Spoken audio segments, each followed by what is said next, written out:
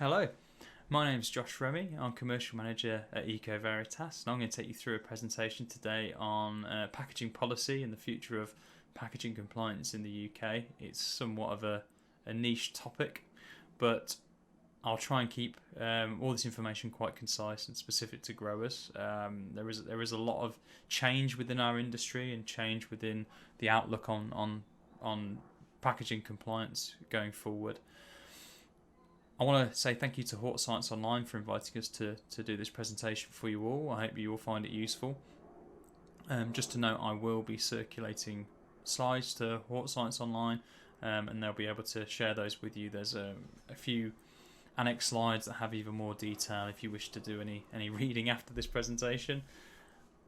And I'll also provide my contact details and contact details for Eco Veritas. If you do have any questions, we're all happy here at the business to answer those queries, and I'm more than happy for you to contact me directly if you do have any questions. So without further ado, I just want to go into the agenda for the presentation, do a quick introduction to Eco Veritas and who we are and what we're all about.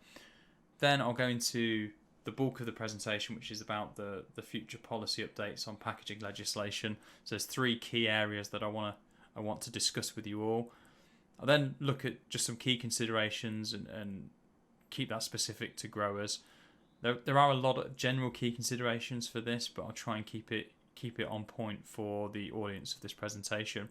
And then just a little bit about support that Eco Veritas offer that you may be interested in if the contents of this presentation is of concern to you.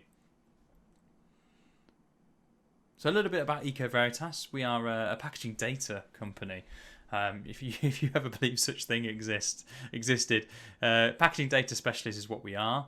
Our core business essentially is collecting packaging data for our customers. So as part of producer responsibility and packaging compliance, it involves collecting a lot of data from suppliers and manipulating and analysing that data and then reporting it to governing bodies. So the core of our business is doing that. These days there's a lot more that you can do with that data, and my role as commercial manager at Eco Veritas is to look at new ways in which we can use our customers' data and provide more value from that to achieve sustainability objectives or corporate and social responsibility objectives. We also have a lot of consultancy within the business, so we do things like life cycle analysis, packaging optimization projects on design. So we do a lot more than just packaging compliance these days. We operate in over 30 countries, so producer responsibility is a thing outside the UK as well. So we help our customers comply with packaging compliance abroad.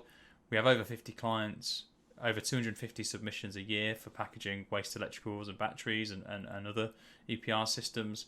We collect data from over 4,000 suppliers, and we currently have over 2 million live SKUs within our database, which is called Pacman. So that's Eco Veritas. So we specialise in packaging compliance. There's a wealth of experience within the business. I've been in the packaging compliance sector for about 15 years, and my main role was within those 15 years was as a consultant to help companies comply with packaging regulations. So mainly help retailers and FMCGs do this, collecting data, analysing it, and then putting it into the format that the governing bodies require for compliance. So current compliance in producer responsibility has been around for about 20 years, since 1997, but there's been a little change in those 20 odd years, and we're on the cusp of some real big changes within the system the likes of which we've never seen. And I want to make the audience aware of these changes that are starting in 2022 and take us all the way through forward to the foreseeable future. So first of all, extended producer responsibility is niche. It's something that not everybody's heard of. I certainly never heard of it until I started in this industry in about 2009. So what does it mean and what's it all about? Producer responsibility is about making producers, in most cases businesses, responsible for the waste streams that they output. So when something comes to its end of life, how do we divert it away from landfill, and who is responsible for that? So In this country, in the UK, we have producer responsibility for 3 different types of waste streams. We have packaging, which is what we'll be talking about today. We have waste electricals, and we have batteries. So producers are responsible to finance or organise collection and environmentally sound disposal of those items at its end of life. Usually it's the financial aspect, especially with packaging regulation. So producers or companies essentially pay a contribution to packaging at its end of life to make sure it's recycled. So that's what producer responsibility is. And as I mentioned before, we've had a system in place since 1997 for packaging, where companies that turn over more than 2 million and handle more than 50 tonnes of packaging have to make an annual report or return to the Environment Agency. The Environment Agency is the governing body. Now, that system has not changed throughout those years since 1997. It's been the same pretty much ever since it started. Now, with that current system, there are things that now need to change, and the responsibilities need to change, and there's elements outside of what the current system offers that are required to move us forward as a country and be more sustainable, make sure packaging is being designed in the right way, and we minimise waste and our impact on the environment. So what's coming up? In 2018, the government proposed the resource and waste strategy, and as part of that, there was 3 key elements. There was packaging, plastic UK. Oh, that was part of the budget. UK Plastic Packaging Tax is the first one that comes into force in 2022. Then we've got extended producer responsibility reform, which is happening in 2023 to 2024. And then we've also got simultaneously deposit return systems coming into force in Scotland and then subsequently in England, Wales and Northern Ireland. So there's a big change over the next 3 to 5 years that will impact companies in several different ways. There'll be more cost, that's obvious. There will be more data requirements, so there'll be a big admin burden that will come with these new systems. So the awareness is what we're trying to do is increase the awareness of this change to you, and tell you what the rules are, tell you what the likely impact of this will be to your business. So the first one is Plastic Packaging Tax, which will come into force next year from April. So I want to dive into that one first. So the UK Plastic Packaging Tax, what's it all about? It will obligate companies that handle more than 10 tonnes of plastic packaging. And when I say handle, I mean manufacture or import into the UK. So that's what defines whether you're an obligated producer here. If you manufacture or import more than 10 tonnes of packaging in the last tax year, you will be obligated to register for the tax in April 2022. So April 2021 to April 2022, did you put onto the market, manufacture or import? Key elements there be manufacture or import 10 tonnes of plastic packaging. So, and again, a key word is plastic packaging. This doesn't apply to plastic forks or knives or forks or anything like that. This is packaging that it's applicable to. Now, if you meet that threshold and you have to register in April 2022, in July 2022 you'll have a requirement to start reporting data, and the data you report will directly calculate how much tax you need to pay. So the tax is £200 per tonne of plastic that has less than 30% recycled content. So the key consideration here is, has this plastic packaging that I've manufactured or imported got more or less than 30% recycled content?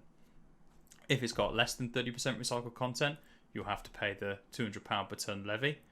If it's got more than 30% recycled content, you will have to first of all prove that is the case. So you have to gather evidence being typically a product specification or evidence from your supplier, that once you've supplied sufficient evidence, you will then be exempt from paying that £200 per tonne levy on that packaging. So at a high level, that's what the tax is all about. It's about incentivising the use of recycled content within packaging, because at the moment we have an issue where virgin plastic is more cost effective to use as opposed to recycled plastic. So this is trying to change that landscape so that recycled material is more desirable, because you'll then get to avoid the tax.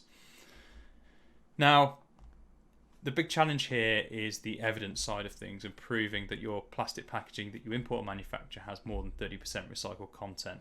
So that's the big data challenge that you have is to prove to the HMRC that is the case. In terms of how this impacts other sets of legislation, it won't. This one is run by the HMRC. So the EPR and the DRS slides I'm going to go into next, this has no direct impact on those. This is a completely separate thing. The money collected here will not be ring fenced either for environmental projects. It will go into the Treasury and they will do what they do with it. It is absolutely a tax on plastic packaging that you manufacture or import into the UK. So that's the plastic tax. The next one is extended producer responsibility reform. So earlier this year we received the second round of consultations on this. We haven't had the results back from that consultation. We're still waiting. We think that those will come in 2022 in Q1. DEFRA haven't confirmed an exact timescale for that, but I think that's the latest information we have. But essentially what the new system is doing is it's putting more emphasis on recyclability of packaging. At the moment, the current system doesn't really have any incentives to use recyclable packaging. It's moving to something called a full net cost system rather than covering a small percentage of the recycling chain. I'll go into what that means in a second. And it will also be changing the point of compliance. So who actually should be paying for packaging at its end of life? Who should be responsible for that? At the moment, it's a shared system, but they want to move to a single point system, which I will go into in a bit more depth. Important to note that this one, when I go onto deposit return systems, this one does actually impact that in terms of you won't need to declare bottled drinks through this system if it's already been declared through the deposit return scheme. So I'll go into that in a little bit more detail in a second. So in terms of the big change is more cost. So the current system, which is known as the PRN or Packaging Waste Recovery Note system, just covers a small chunk of the full recycling infrastructure. It covers the reprocessing stage. So currently a company will have a packaging footprint. They will offset that footprint by buying recycling evidence from the reprocessors, and the reprocessors will use that money to grow their recycling infrastructure. Now, the current system costs businesses about £300 million. The new system that will cover a lot more than just the reprocessing. So we're talking investment in collections and markets. We're talking investment in anti-litter campaigns and consumer awareness campaigns. Money being used for curbside collections, a whole host of other elements that producers will have to pay for. That will rise the cost for businesses up to 2.7 billion. So as you can see, dramatic increase in costs for businesses. So that's the first key point to realise, is that we're moving away from this system of just covering the reprocessing and growing reprocessing to something a lot larger. And along with it, you have to kind of understand where we are at the moment in terms of responsibility. So another big change with these regulations is the responsibility currently uses this thing called a shared producer responsibility system, where the cost is split depending on what you do with the packaging and where you sit in the supply chain. So you've got raw material manufacture, you've got converters. I'll explain what raw material manufacture is actually. Raw material manufacture is someone like a paper mill or a steel mill. You've got converters, which convert raw material into a recognisable item of packaging. You've got packer fillers, which package up product or add new packaging to things. So, filling up a bottle with a drink, putting that drinks bottle in a cardboard box, putting that box on a pallet and adding shrink wrap. That's all pack filling activities. Then you've got seller, which is supplying packaging to an end user, or supplying something to someone who's going to remove that packaging. So if you think retailers, everything they sell goes to an end user. They go to me or you as a consumer. We remove it. We want to use the product inside. Therefore, they're a seller.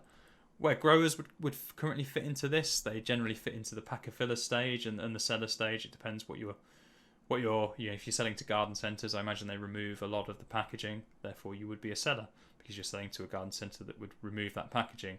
But originally you would have pack filled the plant or produce into some form of packaging, so you'd also be a pack filler. I don't want to get bogged down in this too much.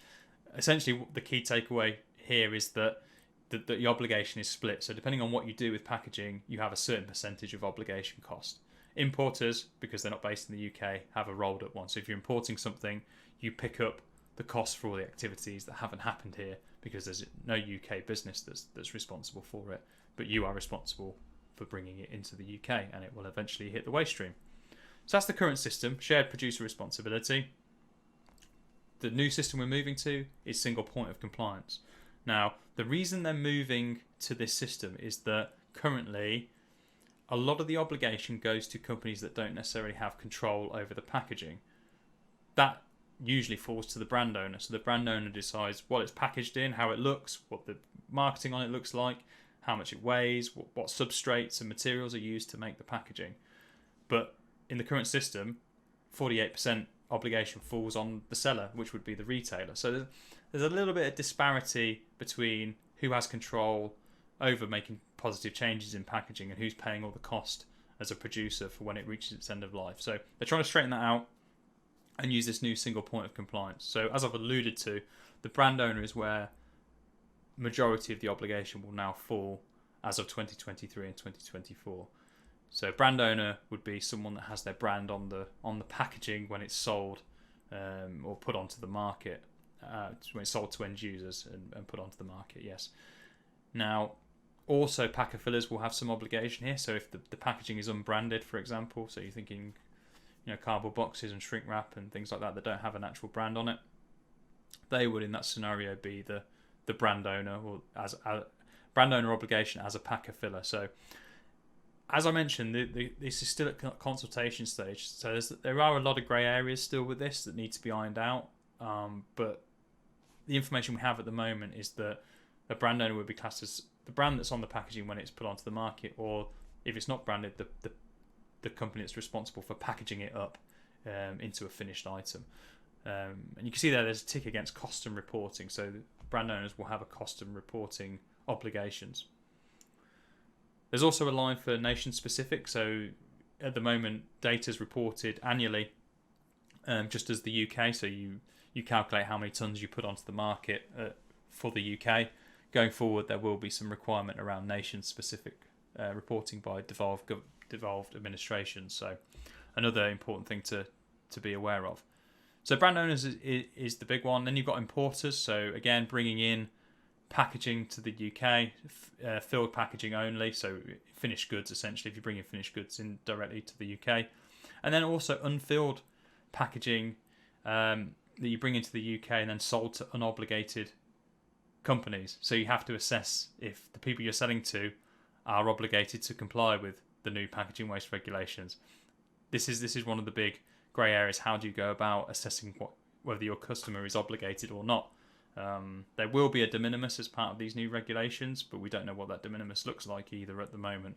We have some indication, but we're not sure. The current one is £2 million turnover and over 50 tonnes of packaging handled in a calendar year. So I imagine it will be lower than that, as they want more people to contribute towards producer responsibility compliance in the future. So that's the importing obligation. So think of it, if you're a direct importer, you're importing goods to the UK, you have a likely obligation there for custom reporting. Distributors, this is where they try to capture the wholesalers and distributors in the UK. This will apply if you're selling unfilled packaging to producers, again, that are under the de minimis or not obligated. So a bit of a challenge there. Another new change is online marketplaces, so capturing packaging that's sold in the UK or product that's sold online into the UK, so trying to cover off distant sellers, fulfillment centres and things like that. Then we've got sellers. So a seller is the same as last time. It is someone who sells packaging to a company that is going to, or a consumer that's going to throw the packaging away, selling to end users. Now, the key difference here for sellers is you'll notice there's no tick against the cost and reporting part. Now, that's because that cost has moved back up to the brand owner. So retailers, unless it's own brand products that they're selling, they won't have any responsibility at the end of life for the cost. It will be the brand owner that has to pay it. So sellers won't have a major cost increase, but they will have reporting requirements still. So even if you're not paying, you still have to go through the admin process of collating and collecting data and reporting it to the governing body. Then we have service providers, which is quite simply companies that lease packaging out. So you think blue check pallets, they're leasing packaging to their customers, and they have full ownership of it. Therefore, they have the cost and reporting responsibilities, not the people that are leasing it off them. So key points to take away. Full net cost of recycling, increased costs, so we're moving from covering a part of the recycling system to all of it. Major costs increase. Major requirement on data. So at the moment, data is reported at a very high level. It's reported at material or product level. So you just need to assess how much paper, plastic, aluminium, glass, steel, wood is on the packaging. Whereas going forward, you're going to need to know exactly what that plastic is in terms of polymer. You're going to need to know which type of paper it is. You're going to need to know a lot. The data's going to be more granular, even down to what colour the packaging is and what type. So is it a tray? Is it a bottle? Is it a film? Things like that will certainly be required. Now, another element to these new regulations is the incentivising of recyclability. So the current regs have no incentive for you to use recyclable or non-recyclable, an incentive to use recyclable packaging. You could use whatever you want. As I said, you only report on the material. So the new system is going to have a clear, what's called modulated fees. So it will state certain packaging materials are deemed recyclable. It will state that certain packaging materials are non-recyclable. And then you will obviously get a cost reduction for using what's deemed to be recyclable. And you'll get a cost penalty for packaging that's deemed to be non-recyclable. So there we're getting a clear, we don't know what the cost structure or material structure looks like for modulated fees in the UK. We have some examples around Europe, but in UK they haven't decided on how that system's going to work. The more data you can gather ahead of time, the easier it will be to decipher what products and what packaging needs to change into whatever the governing body, DEFRA, and the Environment Agency deem to be recyclable. So it's all about incentivising that use of recyclable packaging over non-recyclable. So that's another key change and a key incentive of this new system that we're moving to. I mentioned before that if you're selling drinks bottles, I don't think anyone in the audience will be selling drinks or anything like that, but if you are, this will impact on my next slide in the DRS, in that if you're reporting as part of the deposit return systems, you won't need to report drinks bottles through this mechanism. The two will work simultaneously, and you declare in either one or the other system. So just an important, I don't think any growers will be too concerned with that, but it's important to be aware of just in case. One more thing before I move off this slide is that the data reporting is currently annual, but it will move to quarterly, most likely with this system. So you'll be looking at quarterly reporting alongside the UK Plastic Packaging Tax. So final couple of slides, just this last one on the resource and waste strategy.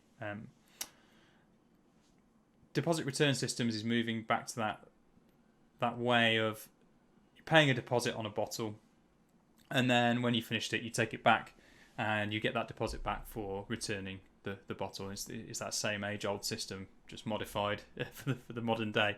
In Scotland, it's happening in 2023. In England, Wales and Northern Ireland, it should be happening in 2024. Lots of rumours of delays on this. All I've heard is rumours. I've not seen any concrete evidence that anything's going to be delayed here, but these systems will be coming into force. And yeah, it's all about drinks on the go and retailers of drinks on the go. So if you've got canteens or anything like that and you're selling drinks on the go, this may be of interest, that you have to put a deposit of either 20p in Scotland, or I think in England, Wales and Northern Ireland, 10 to 25p per container, and then you'll have to provide facility for somewhere to return that item and get the deposit back. And it's pretty much as simple as that. Obviously, a big complication for big retailers and smaller retailers as well that sell drinks. Could be potentially a big burden on them to organise all this. I don't think for the audience today it's of that much of a relevance, but as consumers, it's important to be aware that this is coming in, and you'll see this coming around the corner at some point in the near future. Obviously, reporting requirements here as well to report on bottles onto the market. And as I mentioned earlier, if you're reporting data here, you won't need to report the same data as part of the extended producer responsibility reform. They will be completely separate. So key considerations, just to finish us off. I think the key consideration is growers must consider import. So that's the key bit, is consider what you're bringing into the UK, including raw material, because that could be the big one. If you're importing raw material, it's likely to have an obligation going forward, and you'll need to declare that data.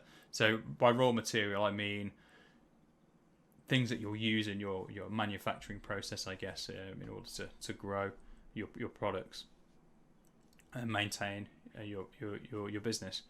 So that's probably the key one. And then just considering what packaging you add. Would you be considered a brand owner? Has it got a brand on it? If so, should I be passing that obligation on to my customer, or should I be picking that up? So there's things to consider there. There will be a lot more information that comes out about that in the future, and exactly how that's going to work. And if you do need any extra information on that in the future, you can always contact us to have that discussion if you're not sure on where your obligations might lie. The other bits on here, I've been through the plastic tax and the evidence side of things, that you need to have evidence to not pay the tax. It's on you as the business to prove that you have more than 30% recycled content in your packaging to avoid that tax. You will need to report the data either way. And the weights coverage is obviously important, and having that granular data set is really, really key with this legislation going forward. So I don't think I mentioned that we are members of the Horticultural Trade Association, and we do help them and their members with this packaging compliance. We have workbooks with them to help companies comply, and we also provide a advice line. So if you are members of the HTA, please do get in touch with us whenever you can. Whenever you need our help, we'll be happy to help. We do offer a range of other services as well as workshops, training. We do cost impact assessments. So if you want to know what the likely cost impact of the plastic tax or EPR has on your business, we can do customized reports to give you a good indication of where that's going. Our primary core service is in data collection. So we collect data for a lot of the department stores and grocery retailers in the UK to help them have a suitable baseline of data to work from in order to do all the reporting they need to do, legal and otherwise. And we help create a methodology to do that with them as well, to make sure it's all above board and everything's accurate and as it should be, in line with the legislation. So thank you for listening. I can appreciate that is a lot of information to take in. I have overrun, so apologies for that. You see all my contact details on the screen there, so please don't hesitate to contact me if you need to. Please follow us on LinkedIn, add me on LinkedIn. Happy to chat on there as well. But many thanks. Oh, and also before I go, I did mention I have some annex slides as well. So if you do want more information, when they send the slides around, you'll have access to those slides, and you can have a read in your own time. Many thanks for listening. Have a great day. Bye.